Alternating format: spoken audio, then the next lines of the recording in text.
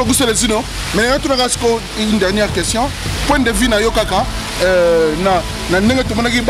représentant, il y a des artistes et musiciens qui ne représentent pas yo. Pour les artistes et musiciens, quand même, comme on a bango, na salle, qui ne peut consultation Fati. Point de vue, na Yokaka, pour les musiciens.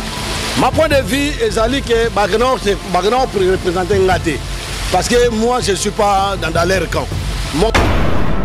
Très bien, j'adore. Merci beaucoup, Célestino.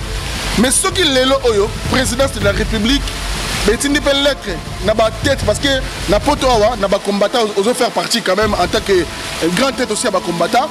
Ce qui est là, président de la République, est une lettre, il y a quelques combattants, il y a une consultation. Mokonza Mboka yo kabebino, boswana Mokonza Mboka. Est-ce que vous allez pour ou vous allez contre? Vous avez une distraction. Non, très important,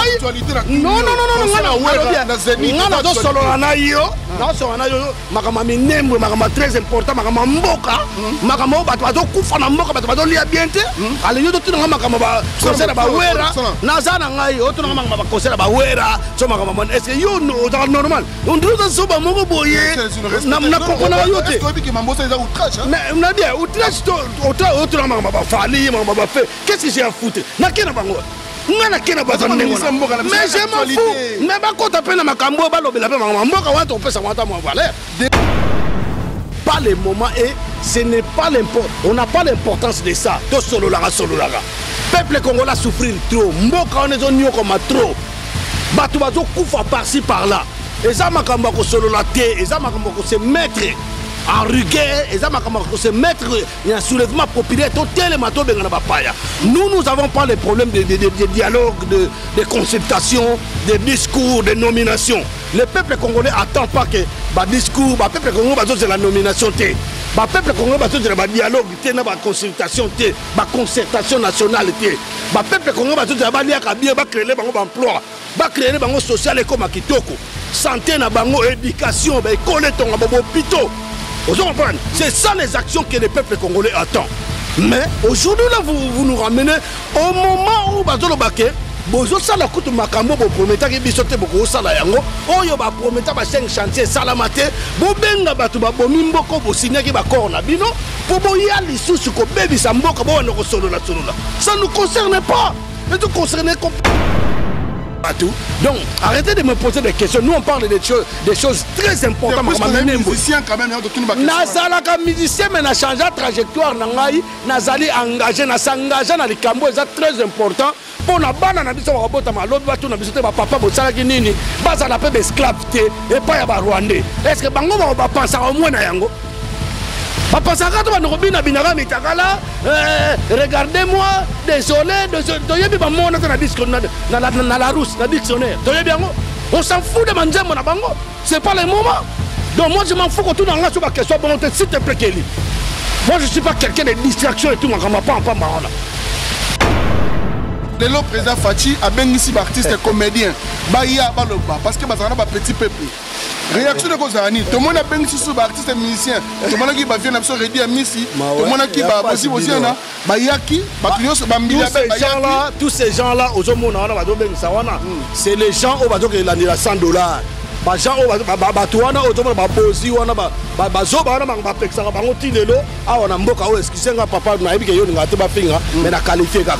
donc parce que nous dans ma connaissance, ceux qui ont la kekune l'ormo ya qui ne va pas présenter. Au moins, batusu, surtout on a libanda boto entre biso et on a bongo. Bamsuba banga bana niveau ya complexité moko ya complexe moko. Akomo na keli boye, akora suko do bati. Vous comprenez? Abonnez-vous, abonnez-vous, abonnez-vous, abonnez-vous, abonnez-vous sur votre chaîne YouTube Congo Puissance. Congo Puissance. Il ne faut pas oublier, abonnez-vous sur votre chaîne YouTube Congo Puissance. Congo Puissance. Oh ma bataille. Avec Kelly Katenda, ma pata. Avec Kelly Katenda, ma pata. Oh ma bataille. Nzela Zulu. Abonnez-vous sur votre chaîne YouTube Congo Puissance TV. Faya, Congo Puissance TV, abonnez-vous.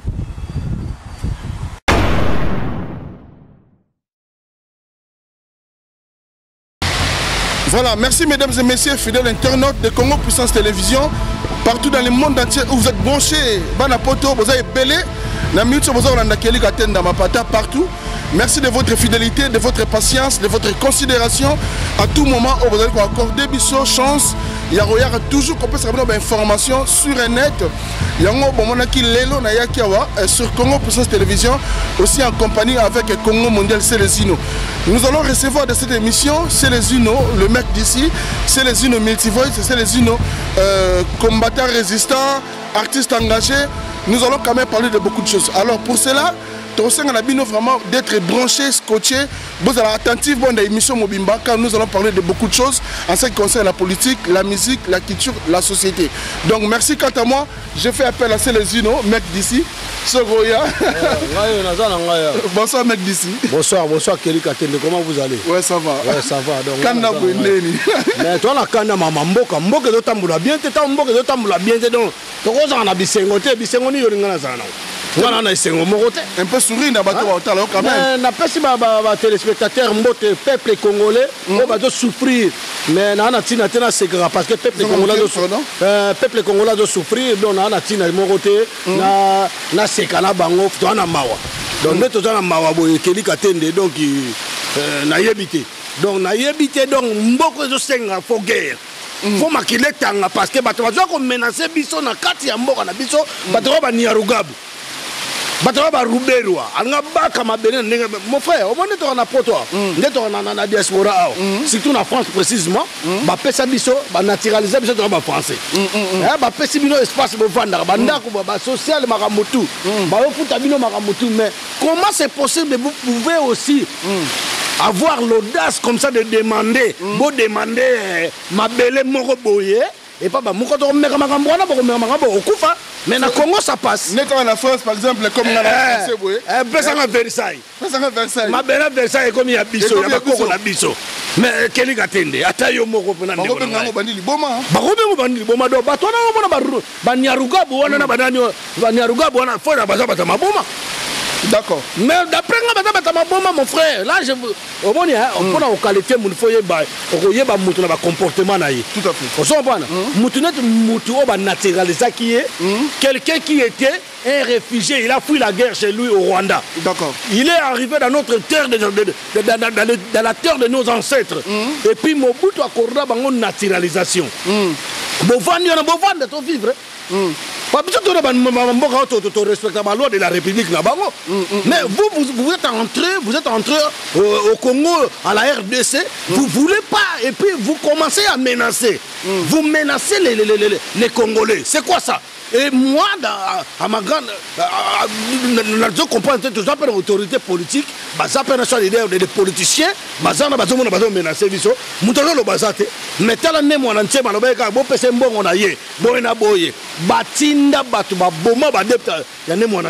mais Rouberwa, un ministre de décentralisation qui reste là depuis des décennies. Bolongo la yete pour nani. Aïe lelo aïe le balabino que nous voilà net aux aboyés. Biso photo aux minembo. Parce que tu vas venir mourir. Aussi longtemps, Zoba a Félix Tshisekedi. Non. Excusez-moi parce que la fin est mais la qualifié. Mon frère, vous allez m'accorder parce que. Non, moi ce n'est pas mon président. Non, il sera mon président les jours. Écoutez, moi vous n'allez pas m'exiger quelque chose, mon frère. Je suis en train de parler. C'est que je dois parler. Je dois parler. Vous me posez des questions, moi je dois répondre. Vous n'êtes pas là pour me. Non, je ne refuse pas quelque chose. Justement. Vous n'êtes pas là pour m'obliger de quelque chose, mais si vous êtes venu ici pour me poser des questions, pose-moi des questions. Moi, je sais tout pas. Moi, je vous laisse tout parler. Moi, je qualifie les gens. Continue. Au jour d'aujourd'hui, la RO de l'émission à Moutumoro à Fininga, à Zate. Tant à ça, on va dire que nous sommes à Finga, on Finga. Mais écoutez, il émission à Yote parce que nous sommes en partenariat. Nous sommes invités, nous sommes des humains. Voilà. Nous sommes des humains. Nous sommes au Séguinga. Ah, tu me rends fou, en fait. D'accord. Voilà. Moi, je suis un fou. Non, toi, tu me rends fou. Non, je ne te rends pas fou. Voilà. Si tu étais un fou, je ne pouvais pas t'accepter, mon frère. Je ne suis pas fou, mais toi, tu commences à me rendre fou. Mais je ne peux pas te rendre fou parce que tu es un humain. Tu as la tête. Voilà. Non, mais les comportements, en fait, tu affiches. Les comportements, j'affiche parce que les gens qui nous menacent aujourd'hui, ils affichent quel comportement? Des fous aussi. Voilà. Dans son monde, c'est le zino. Ah oui. Ça quand même, ils sont monés. J'ai démarré directement. Parce que on répondait même pas la mbote. En tout cas, on a perçu le peuple congolais au bazar Mawa. Donc, le peuple congolais a ma frontière est insécurisée. D'accord. Partout. Donc, vous allez dire quoi? Je ne vais pas rigoler. Moi, si je viens ici, je viens parler la vérité, rien que la vérité. On vous accorde. Donc, voilà, je parle que la vérité. Nous sommes menacés au moment où Minembo Elinge Kende, je vois aujourd'hui, soi-disant le président de la République, soi-disant la fini Moutouté, soi-disant le président de la République, d'après moi. Alors, ils ont organisé les Batouba. Laisse-moi écoutez. Question d'actualité. Bon, merci. Merci. Voilà. Mais Minembo est au Tigate. Voilà. Minembo est au Kendete parce que c'est la terre de nos ancêtres. Il n'y a pas de problème. Donc c'est une partie de la terre de notre pays. Ça ne va pas partir. Botola, pour la Minembo. Minembo, ça ne va pas partir. Nous sommes des Congolais. Les Congolais est pour les Congolais. Les Rwandais, votre pays, c'est Rwanda. Il faut rentrer au Rwanda. Je regarde les caméras, il faut rentrer au Rwanda. Voilà. Ok, très bien. Merci. Célestino, j'ai une question d'actualité. Automoni quand même, bonne initiative. Son Excellence, le président de la République. Et là, comme on a dit, voilà, quand même. Vous allez me laisser répondre. Mais laisse-moi poser ma question. Pose ta question, je vais répondre. Tomoni, bonne initiative. Son Excellence, président de la République, Antoine Fachi, Beto Azu. Initiative moi Kitoko. Oye Sengi, na Lingala, Babito Fonda, na Mesa Moropoto Solo là. Tomoni a eu une première initiative, il y a Union Sacrée. Et puis, il y a consultation, tout solo ensemble pour Mboka. En tout cas, l'idée est une idée géniale. Parce que pour la vie, et solo la vie. Mon frère, merci la question. Réponse dans le peuple congolais, moi je crois que... Réponse, il y a bien. Voilà. Écoute, non, laisse-moi, vous m'avez posé une question. Laisse-moi te répondre. Pourquoi je vais répondre ça bien? Réponse. Mais je vais qualifier. Tout à fait. Donc voilà, le monsieur que tu dis, sur votre président, c'est pas mon président, bon voilà, je te réponds. Soi-disant le président là que vous avez dit, si on voit bien, au jour d'aujourd'hui, on a Erotosa. Au Yébi na Congo démocratique, on a 4 RDC. Au Yébi combien d'accords et salama ou babeng à Tova na mise à tout solo. Au Yébi combien d'accords et salama, Tobo il était monsieur Aye Koko réussi. Voilà. Écoutez-moi, écoutez-moi. Naye Koko réussi, ko réussi dans on andengeni.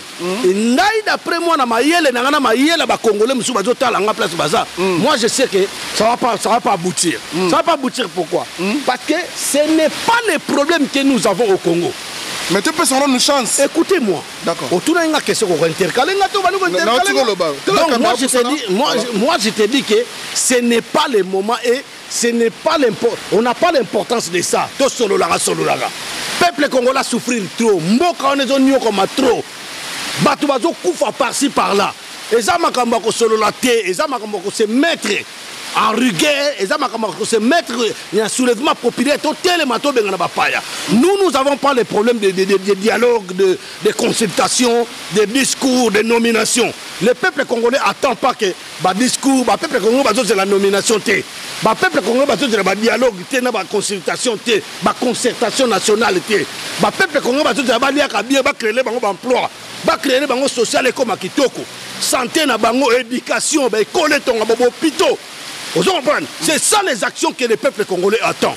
Mais aujourd'hui là vous nous ramenez au moment où bazolo baké bozo sala kutu makambo bo prometa ki bisote boko sala yango oyo ba prometa ba 5 chantier salamate bo benga batu ba bomi mboko bo signaki ba corps na bino po bo ya lisusu ko bebi sa mboka bo na ko solola.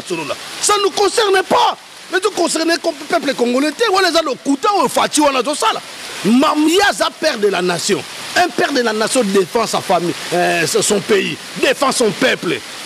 sur toutes les institutions, sur tous les plans.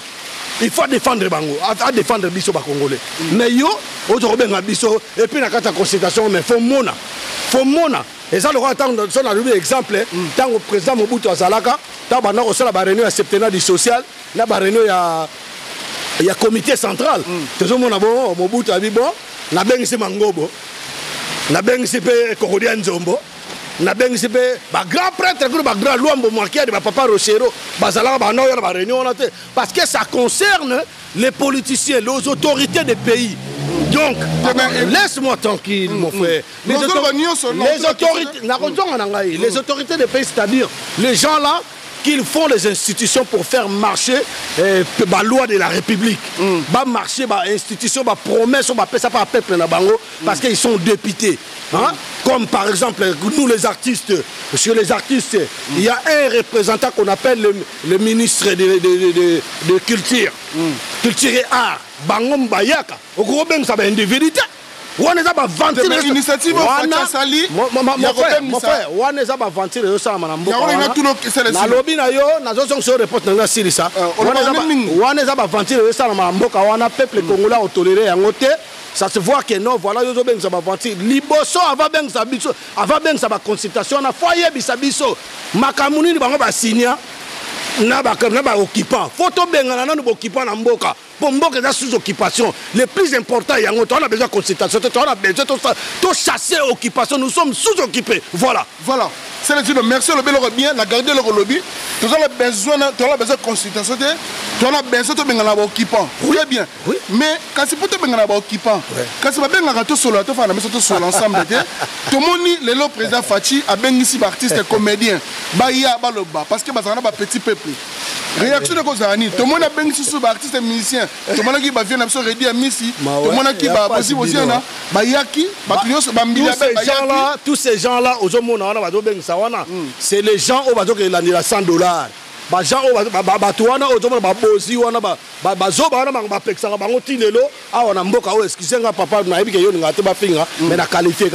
donc, parce que dans ma connaissance, ceux qui ont la question, qui ne va pas présenter. Au moins, on a libanda entre biso et on a bongo. On a niveau de complexité, complexe, à comment on a quel boy, à quoi on a battu. L'histoire moi à la cala. Quand tu me bino peut pas poser la ça. Bino peut poser la cala, combattant. Par contre, ça peut venir la consultation. On s'en fout. Biso problème na biso. Est-ce que beaucoup t'as Fatima sur la biso problème na biso ça to kuta na yo to la na yo to bunda bituma to kuta na makamni. La consultation. Papa, langage to za na ngo za consultation. Langage za la ko zongsa na Rwanda utawa. Bango bana oyebisa badongo. Bango bana oyebisa zongsa na Rwanda. Bon, papa, tu sais que non. Vous savez, partout où je passe, on me demande de foutre ces petits Rwandais dans son pays là-bas, il faut qu'il rentre au Rwanda. Alias Kabila, moi Nandeke. Il politique à Nambe. Vous comprenez? Ce n'était pas le discours qu'il prononce aujourd'hui. Ce n'est pas le même discours, mon frère. Il a pas la consultation. Mais si quand on a ça, on doit comprendre le problème est très important pour les Congolais comprendre. Nous sommes en train de conscientiser le peuple.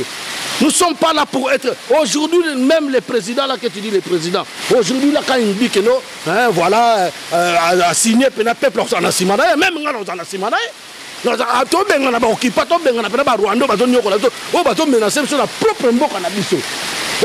n'importe quoi, on menacé vis-à-vis. Mon frère. Non, voilà, consultation. Est-ce que you n'en a qu'on a Kelly Katende? Son a côté n'en a qu'on a dit que Kelly Katende, d'être ça, soit yo, soit ngane fondi mangala vanda on a paix. So lingina vanda awa te Kelly Katende. Parce que exemple moi mon n'en a quoi moi. Congo zanda qu'on a vu ça maman. Donc on a rendu à violent maman une place dans la ça. Donc non Kelly Katende obi que non ndena ici que ngai fona sala awa ou bien to kufa biso ni balé ça la choix. Est-ce que Kelly Katende oti quand landa ona? Mais c'est pas pareil voilà politique c'est papa politique il c'est le coutal. Il y a un peu de coutal de lingate. Mais partout dans le monde la politique existe. Mais la politique existe mais quand même ah to télé en France. na France on a trouvé na kata na monument au de ça la émission na coin moko na site mo ya bien site mo ya bien Lucas site aboso na Congo za wapi ezate mais ba na politique ils pensent à leur peuple quand même va penser na oya bango mais biso salama wapi et ça la wapi donc bah ça la gueule côté donc les gens là ils sont en train de distraire des gens au moment où bah tu vas réclamer Minembwe bah tu vas aujourd'hui là même bah tu vas te 500 morts bah tu comptes la tiba na classe na kata ba classe ko boma bango mon frère vous êtes un chef de l'État vous êtes un représentant vous êtes un garant de la nation un commandant suprême des forces armées congolaises FARDC qu'est-ce que vous faites avant de faire des trucs comme ça, des consultations, soit quoi là, il faut consulter d'abord ce qui est sécurité de votre peuple. C'est quoi?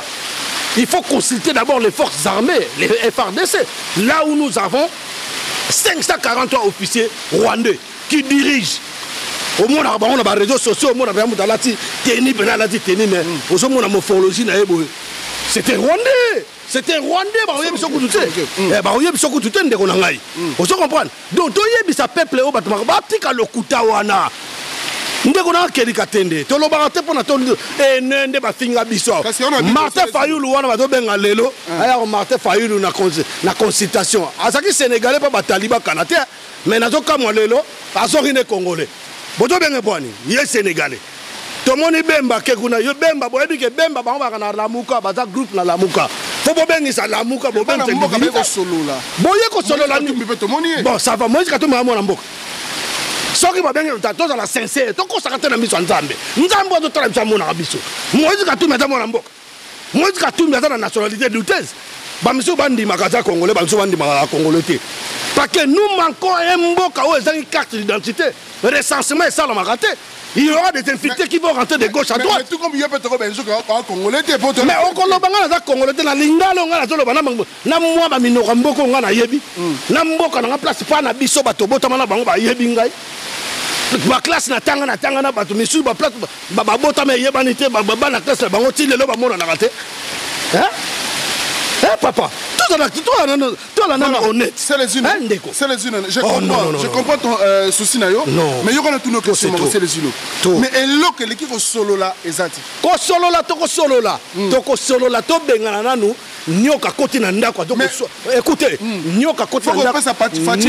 Nyoka à côté. To pèse tant trop. Ça va vite. Écoutez, stratégie moko zawanate. Le mec, il travaille avec les Rwandais. Parce qu'il y a des bino que Banyamulenge, existe à rater. Aucun ethnie.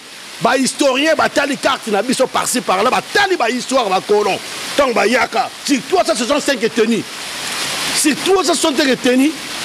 Ethnie ya ba Nyamulenge zate ba zande ba Rwanda ba kima guerre na Rwanda, ba eko vanda ba pesi bango ba naturaliser bango. Mais lelo ba commencer na mabele. Hein? Il y a yebisi biso ke baza bande ko na biso ba congolais. Non, ba wolola na ba taliba bango moko. Ba wolola ba taliba ba wolola ndeko. Voilà. Oui. C'est les une émission là-bas, il touche à point nyonso. Au moni, ngaï na sa émission socio-culturelle. Il n'y a pas de problème, vous faites ton travail très bien, j'adore. Merci beaucoup, c'est les unes. Mais ce qui est là, président de la République, mais tu n'as pas lettre, n'a pas tête parce que n'a pas toi, n'a pas combattant, osons faire partie quand même en tant que grande tête aussi à combattant. Ce qui est le président de la République est une lettre. Parce que quelques combattants, il y a une consultation. Est-ce que vous allez pour ou vous allez contre? Mon frère, je vais être contre. Profitez de l'occasion. Écoutez-moi, je ne profite pas de l'occasion parce que le monsieur en question, avant qu'il devienne président, je lui ai déjà vu ici en Belgique. Je lui ai déjà vu par-ci, par-là. On était le même langage. Arrivé à Kinshasa, le mec a changé de discours. Il est devenu vendu. Il est vendu, ce monsieur-là. Ce monsieur-là, Félix Tshisekedi, c'est un vendu. Donc, il a commencé à aborder et à donner la gloire aux Rwandais. Pour dire que voilà, c'est mon idole, c'est mon frère, c'est mon partenaire. Écoutez-moi, non, je développe. Là, je suis en train de développer, de décortiquer. Vous aurez votre réponse.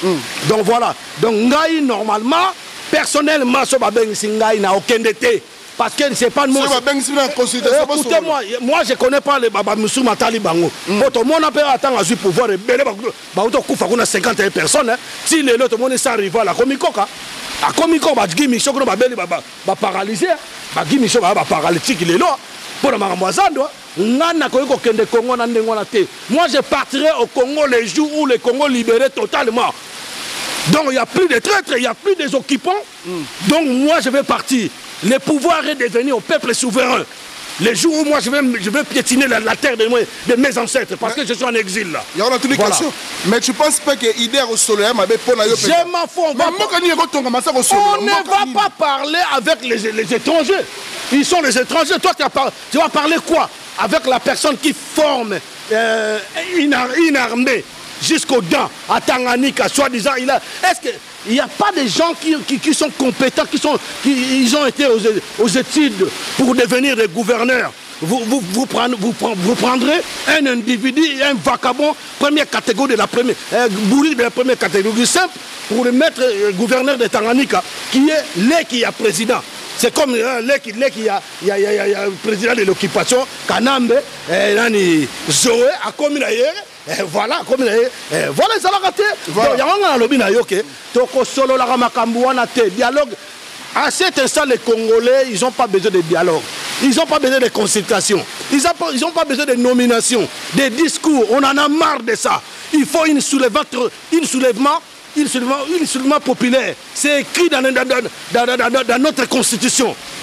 L'article 64 alinéa, c'est combien? Donc, des groupes de gens qui s'opposent, qui s'attachent, qui s'accrochent au pouvoir jusqu'à aujourd'hui, il faut les chasser d'une manière ou d'une autre. Donc ça nous demande les soulèvements populaires, les peuples, il faut que vous vous levez. Réveillez-vous, il faut qu'on fasse quelque chose. Parce que même la personne qui est là, qui vous appelle président, c'est un pantin. C'est un pantin, c'est un garçon de course. Bon, donc moi je vous dis, il n'y a pas... Non, moi je vous dis... Non, c'est bon, mon frère, non.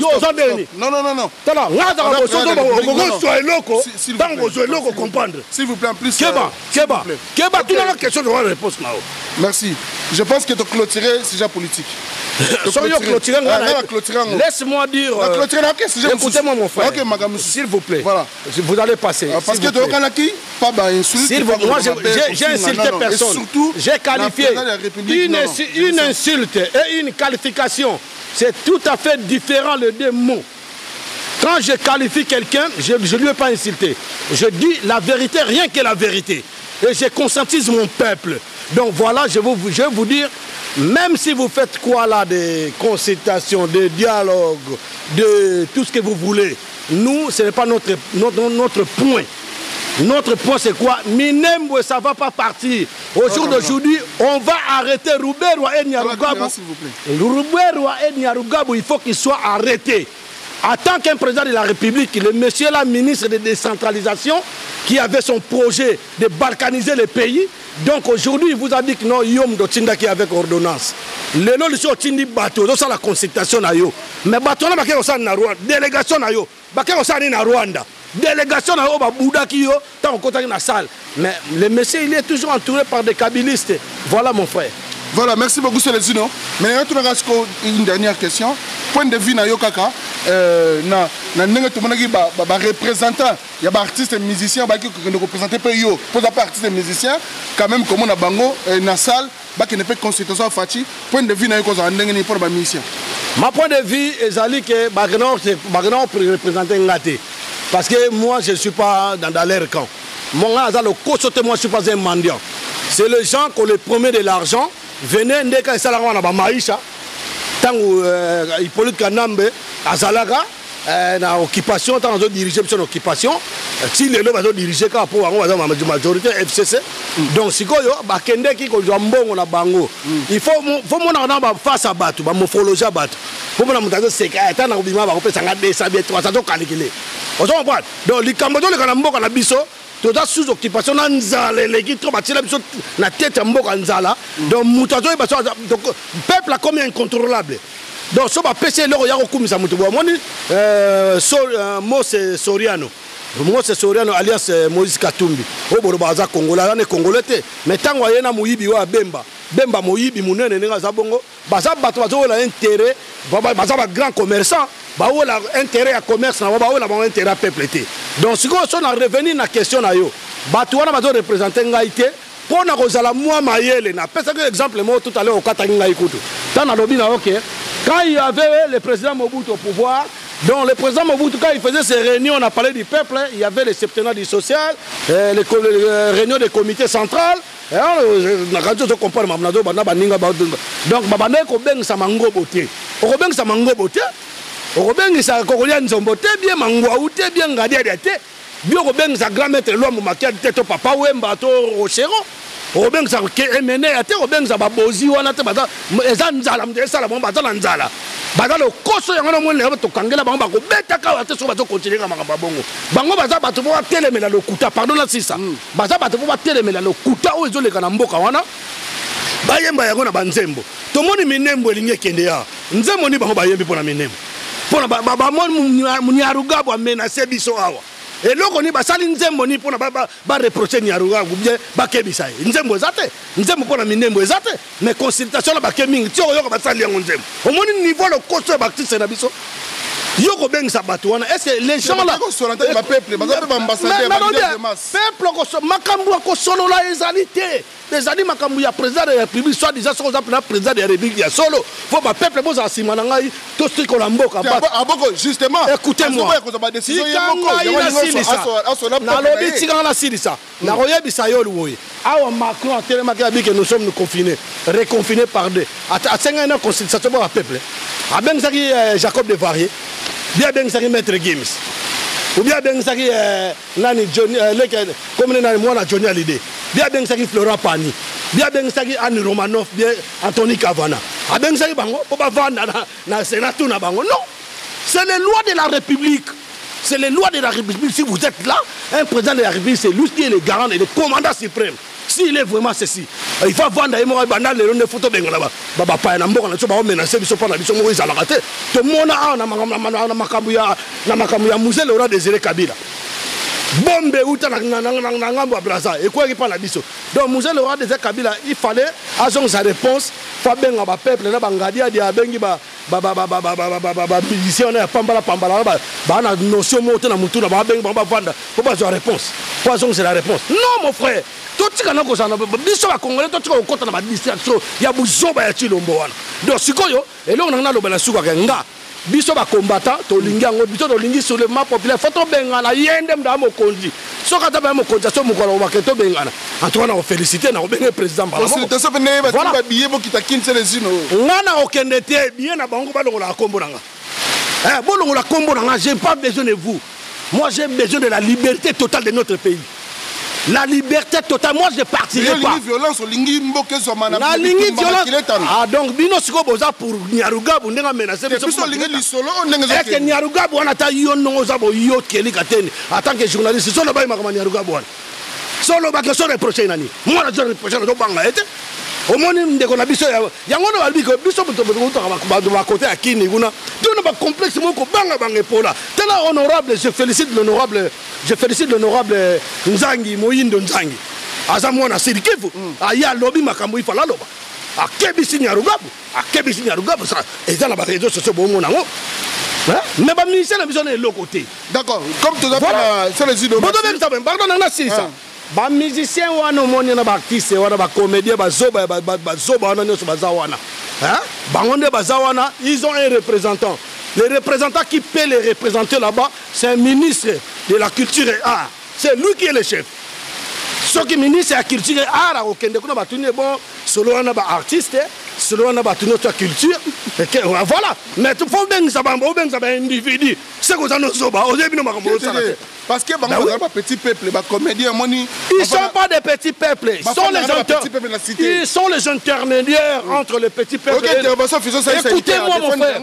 Ils sont les gens. Mais excuse-moi, le niveau des titres déjà dans l'équipe, la manière de la façon de raisonner,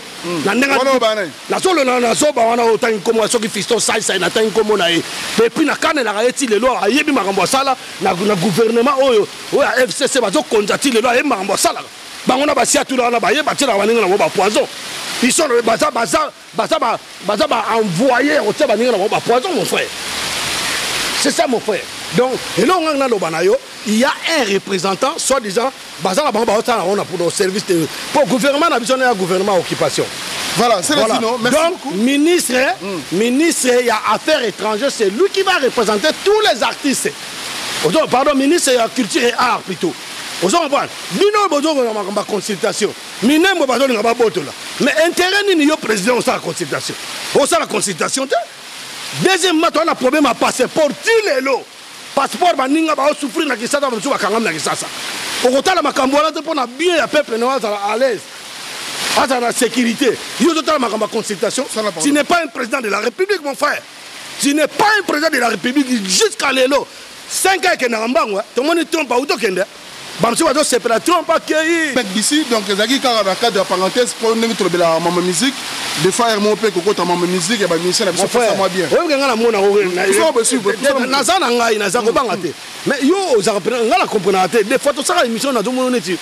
Ozaka zoba o za mayele. Non, excusez-moi. Mais mutu na bino esala bene bino. Bozaka na kata ba distraction donc non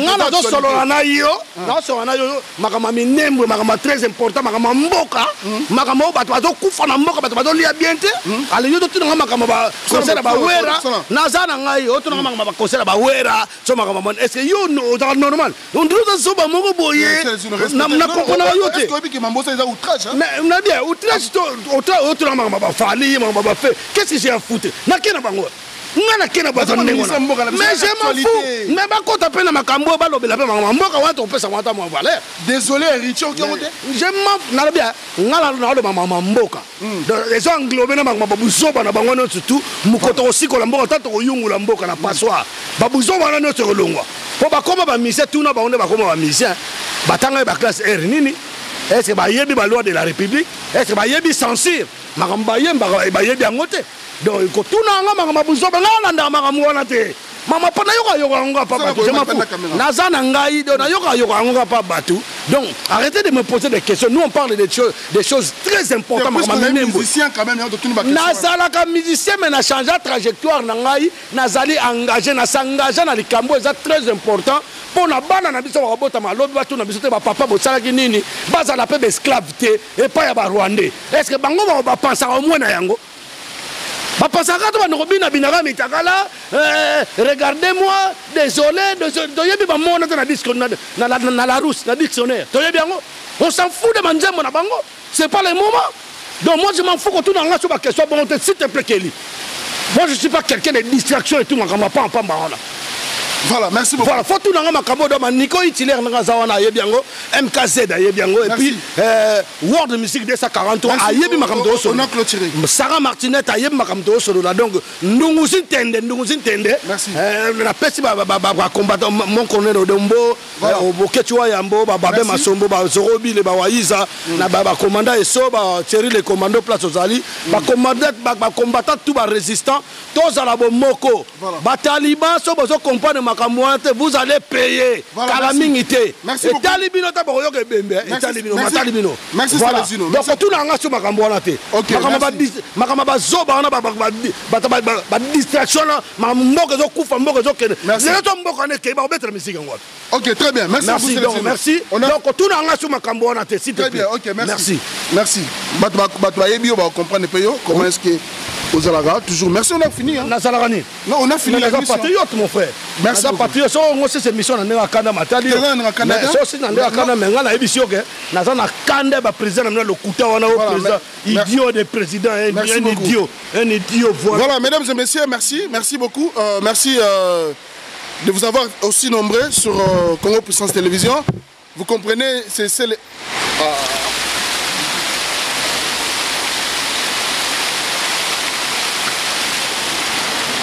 aïe aïe aïe. Merci beaucoup.